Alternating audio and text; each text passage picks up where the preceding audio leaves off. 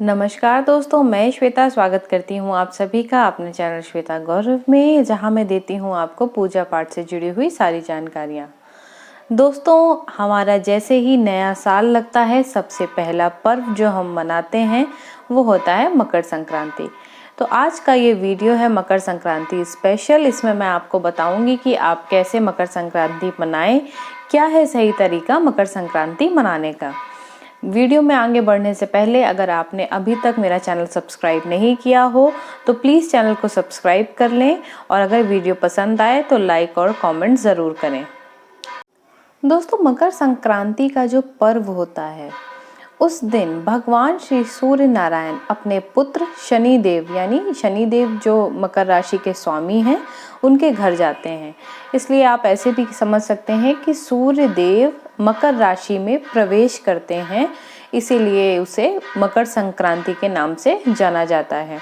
और इसीलिए आज के दिन पर अगर पिता अपने पुत्र के घर जाता है तो उसे अति शुभ माना गया। हमारी पुरानी मान्यताएं ऐसा कहती हैं कि आज के दिन यदि पिता और पुत्र अलग अलग रहते हैं, किसी भी वजह से रहते हैं, तो आज के दिन पिता को अपने पुत्र के घर ज़रूर जाना चाहिए और पुत्र को भी अपने पिता को विधिवत भोजन कराना चाहिए और उनका आशीर्वाद लेना चाहिए। बहुत ही अच्छा होता है, क्योंकि सूर्य भगवान शनिदेव के पिता थे और आज के दिन वो अपने पुत्र के घर जाते हैं। और इसी वजह से आज के दिन स्नान और दान दोनों का महत्व बहुत ज़्यादा हो जाता है, बहुत ज़्यादा बढ़ जाता है। तो सबसे पहले बात कर लेते हैं मुहूर्त की। दोस्तों, कई सालों बाद अब की बार जो है वो 14 जनवरी को ही हम संक्रांति का त्यौहार मनाएंगे, नहीं तो कई बार 15 जनवरी को होता था, क्योंकि जो उदया तिथि होती है उस समय जब सूर्य उदय होते हैं उस समय सही लग्न नहीं मिल रहे होते हैं। तो ये जो लग्न आने वाला है, ये जो मुहूर्त आने वाला है 14 जनवरी 2021 को, ऐसा जो शुभ मुहूर्त है वो आपको अब से 17 साल बाद ही दोबारा मिलेगा, क्योंकि इस दिन सुबह के समय आपको सर्वार्थ सिद्धि योग भी मिलेगा, साथ ही साथ पारिजात योग भी है। अब मैं बता देती हूँ कि समय क्या है। तो 14 जनवरी की जो सुबह है 8:30 से संक्रांति लग जाएगी और शाम को 5:46 तक आपको मकर संक्रांति का पर्व मिलेगा। अर्थात इस पूरी अवधि के दौरान आप स्नान दान आदि जो भी कर्म हैं वो करें, आपको पुण्य फल की प्राप्ति होगी। दोस्तों, जो मकर संक्रांति का पर्व होता है वो विशेष तौर से दान के लिए बहुत अच्छा माना गया है। इस दिन आप तरह तरह की चीज़ें जो हैं वो दान कर सकते हैं और पुण्य फल प्राप्त कर सकते हैं। आइए अब आपको बता दूं कि मकर संक्रांति का हमारे जो पुराण हैं उनमें क्या क्या महत्व है और कौन कौन सी घटनाएं हुई थी आज के दिन। तो सबसे पहले तो मैं ये बताऊं कि महाभारत के अनुसार आज ही के दिन भीष्म पितामह ने अपनी देह का त्याग किया था। दूसरी जो एक बड़ी घटना हुई थी वो ये हुई थी कि गंगा आज के ही दिन जो गंगा सागर है उसमें जाके मिली थी, उसमें गिरी थी। इसीलिए गंगा सागर के किनारे इस समय जो है बहुत अच्छा मेला लगता है, क्योंकि मकर संक्रांति के दिन ही जो हमारी गंगा माता हैं वो गंगा सागर में गिरी थी। दोस्तों, गंगा जी जो जेठ माह का दशहरा होता है, जिसे हम गंगा दशहरा कहते हैं, शुक्ल पक्ष में जो पड़ता है, उस दिन स्वर्ग से धरती पर अवतरित हुई थी और भागीरथ उन्हें बुला कर लाए थे। भागीरथ की कठिन तपस्या के बाद वो इस तरीके से प्रकट हुई थी और फिर वो भागीरथ के साथ चलते चलते चलते चलते उनके 60,000 जो पूर्वज थे, जो उनके पुरखे थे, उनका तर्पण करते हुए कपिल मुनि के आश्रम से होते हुए लगभग 7.5-8 महीने का समय लेकर इस समय यानी संक्रांति के समय गंगा सागर में जाके मिल जाती हैं। तो ये पूरा एक समय है जो गंगा दशहरा से शुरू होता है, जिस दिन गंगा माता अवतरित हुई थी स्वर्ग से पृथ्वी पर, और संक्रांति जिस दिन गंगा जी गंगा सागर से मिली थी।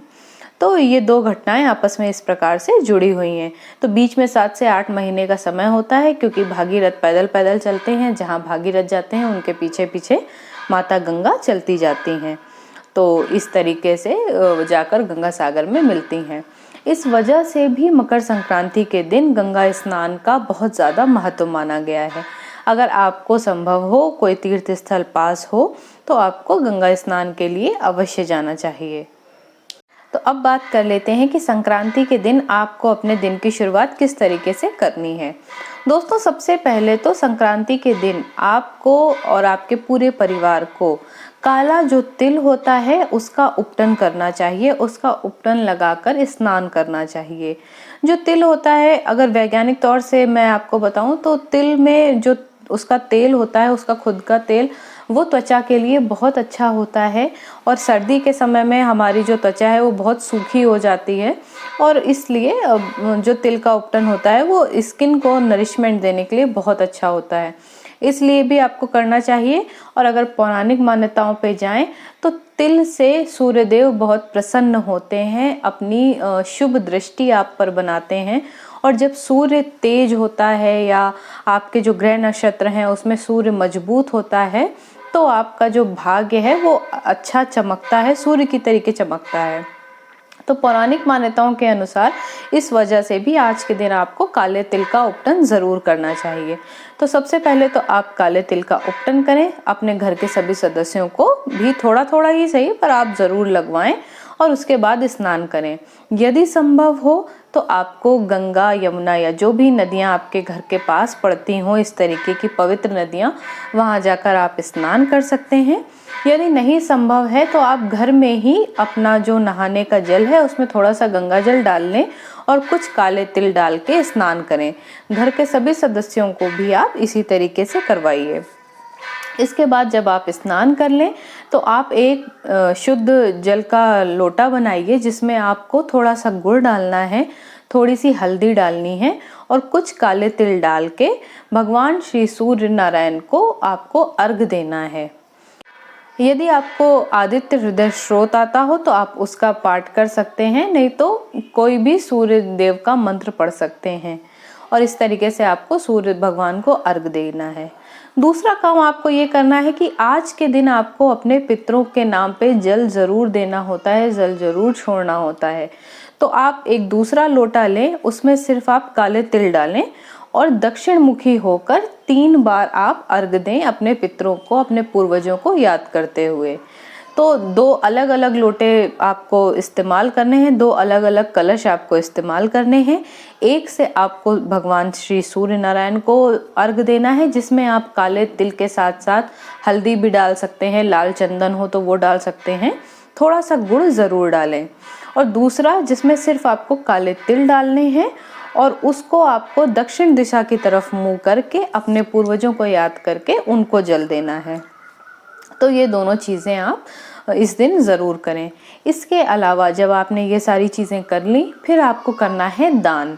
दोस्तों, आज के दिन खिचड़ी का दान जो है वो बहुत विशेष माना गया है, खास करके काले उड़द की खिचड़ी, जो काले छिलके की उड़द की दाल होती है, उसके साथ बनी हुई खिचड़ी भी आप दान कर सकते हैं, कच्ची भी दान कर सकते हैं। इसके साथ ही साथ तिल से बने हुई जितनी भी मिठाइयाँ आती हैं, तरह तरह के लड्डू आप घर में भी बनाते हैं हम लोग और बाहर से भी आते हैं, वो सारी चीज़ें दान करने का बहुत ज़्यादा महत्व है। लैया के लड्डू होते हैं और चूरा भी साथ में दान किया जाता है, घी हुआ, गुड़ हुआ, ये सारी चीज़ें आपको दान ज़रूर करनी चाहिए। इसके अलावा अगर आप कर सकते हैं, मतलब अगर आप उस हद तक संपन्न हैं, तो क्योंकि सर्दी का मौसम है तो आप ऊनी वस्त्र, कंबल या किसी भी एक ज़रूरतमंद को आप इस तरीके की कुछ चीज़ें दे सकते हैं। तो ये सारी चीज़ें भी आपको करनी चाहिए।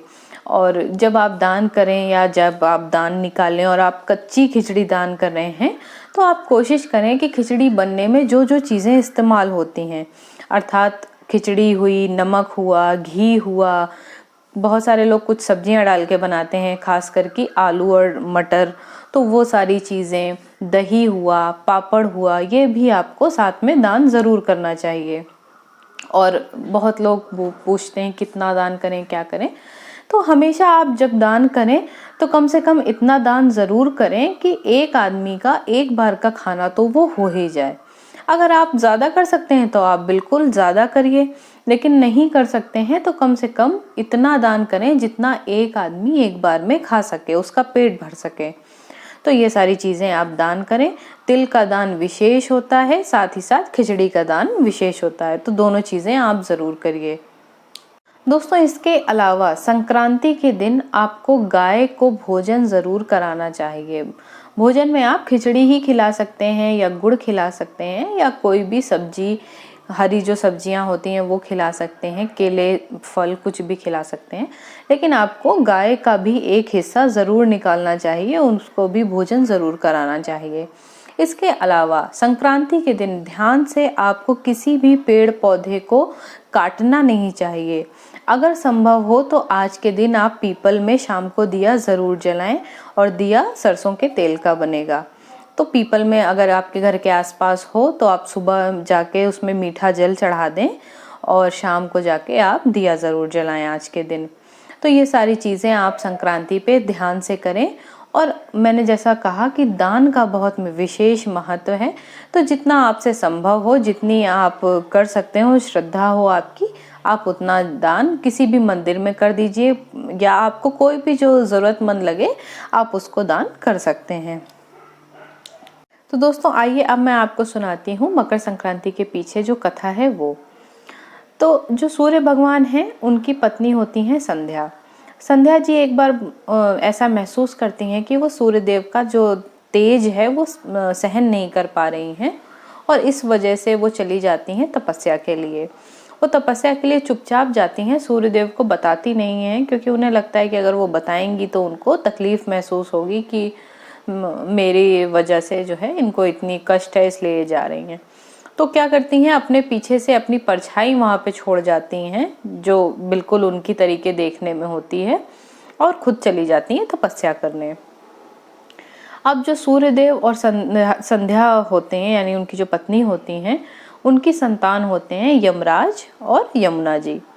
और जो छाया होती है उससे भी सूर्यदेव का दूसरा जो पुत्र होता है वो होते हैं शनिदेव। तो हमेशा शनिदेव और यमराज एक दूसरे को दूसरी माताओं के बच्चे मानते हुए आपस में बहुत ही बैर रखते थे, लड़ाइयाँ रखते थे, उनकी आपस में नहीं बनती थी। तो एक बार सूर्य भगवान कहीं गए हुए थे, उनकी अनुपस्थिति में छाया अपने पुत्र शनि देव के साथ मिलकर यमराज को परेशान कर रही होती हैं, प्रताड़ित कर रही होती हैं। ये जब सूर्य भगवान देखते हैं तो बहुत नाराज हो जाते हैं और शनिदेव और उनकी माता छाया को अपने महल से बाहर निकाल देते हैं। उसके बाद शनिदेव और छाया कहीं और दूसरे महल में रहने लगते हैं, लेकिन फिर भी जो शनिदेव थे वो यमराज को परेशान करना बंद नहीं करते हैं। एक बार फिर वो इसी तरीके से यमराज को परेशान कर रहे होते हैं। अब की बार जब सूर्य भगवान को पता चलता है तो उन्हें अत्यधिक क्रोध आ जाता है, और वो उनके घर पे जाते हैं जहाँ छाया और शनिदेव रहते होते हैं। इतना उन्हें क्रोध होता है, इतना उनके अंदर से तेज निकलता है कि सब कुछ जलकर नष्ट हो जाता है, सब कुछ जलकर काला पड़ जाता है। दोस्तों, इसी वजह से शनिदेव का रंग भी काला पड़ जाता है, क्योंकि वो पिता का तेज नहीं सह पाते हैं। और इस तरीके से करके सूर्य भगवान चले आते हैं और बोलते हैं कि अब मेरा तुमसे कोई भी वास्ता नहीं है। उसके बाद शनिदेव को अपनी गलती का एहसास होता है, उन्हें लगता है कि उन्होंने ज़रूरत से ज़्यादा ही कर दिया। वो यमराज के पास जाते हैं, उनसे माफ़ी मांगते हैं अपने जो भी उन्होंने कर्म किए थे उसके लिए, और यमराज जी उन्हें माफ़ भी कर देते हैं। और उसके बाद फिर यमराज अपने पिता सूर्यदेव को समझाते हैं कि कोई बात नहीं, आप माफ़ कर दीजिए शनिदेव को। और संक्रांति का ही वो दिन होता है जब यमराज के कहने पर सूर्यदेव अपने दूसरे पुत्र शनि के घर जाते हैं। तो संक्रांति के दिन फिर सूर्य भगवान शनिदेव के जब घर जाते हैं तो क्योंकि वहाँ सब कुछ जल चुका होता है, शनिदेव के पास सिर्फ काले तिल बचे होते हैं अपने पिता को देने के लिए या उनका स्वागत करने के लिए। तो पिता को आसन देते हैं और काले तिलों से ही अपने पिता को मतलब खिलाते हैं, उसी से उनकी पूजा करते हैं। जो भी स्वागत था वो काले तिलों से ही करते हैं, और कुछ उनके पास था नहीं। और फिर सूर्य भगवान अत्यधिक प्रसन्न हो जाते हैं और बोलते हैं कि आज के दिन जो भी मेरी काले तिलों से पूजा करेगा उसके मैं सारे संकट हर लूँगा, उसे सर्वात सिद्धि दूंगा, सारे खुशियाँ दूंगा और बहुत तरक्की दूंगा। तो ये कहानी थी मकर संक्रांति के पीछे, जब पिता अपने पुत्र के घर जाता है। और इसीलिए जो काले तिल हैं उनका पूजन करना, उनका दान करना, उनको सेवन करना बहुत ज़्यादा महत्वपूर्ण माना गया है संक्रांति के दिन।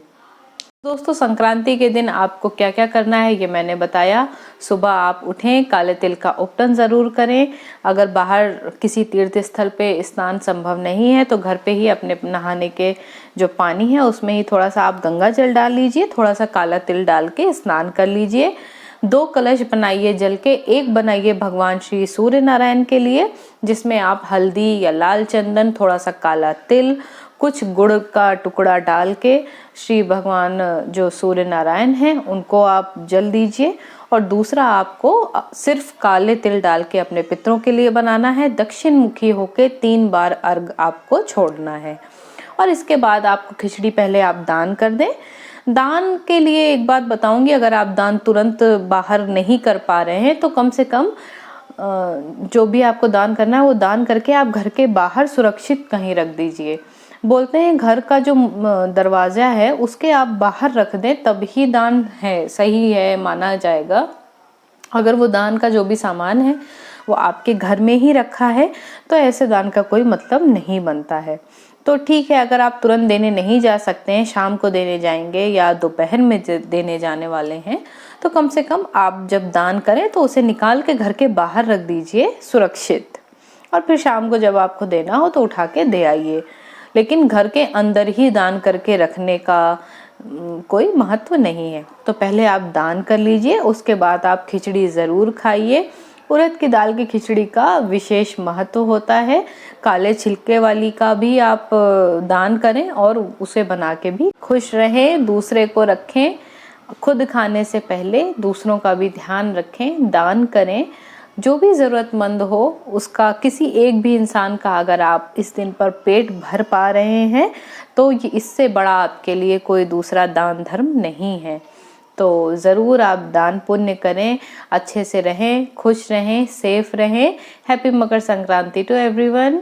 और मैं वीडियो यहीं पर समाप्त करती हूँ। धन्यवाद।